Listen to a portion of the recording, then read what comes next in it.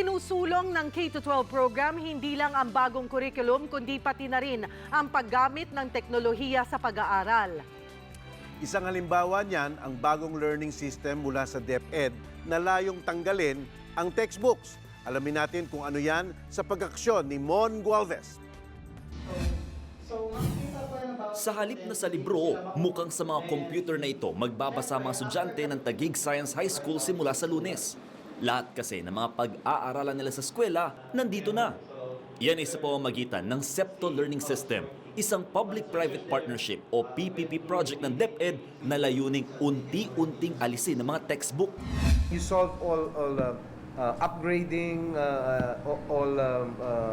distribution, but also a lot of paper.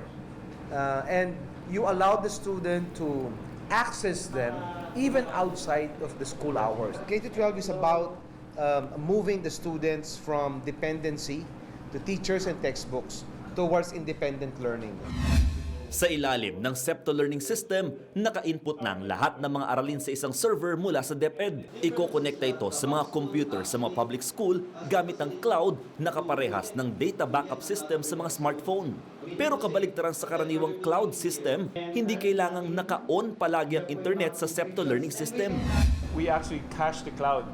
So if you notice, the design was that DepEd will distribute the material and it will go to the local server.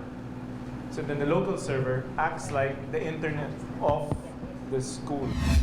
Bukas din daw ang DepEd na ipagamit ang SEPTO Learning System sa mga private school. Dahil dito, natanong kung isa ba ito sa mga naging batayan sa pag-aproba ng dagdag tuition sa higit 1,200 pribadong paaralan sa pasukan. 70% of that will go to teacher salary. The biggest expense in running a school for private sector is really teacher salary.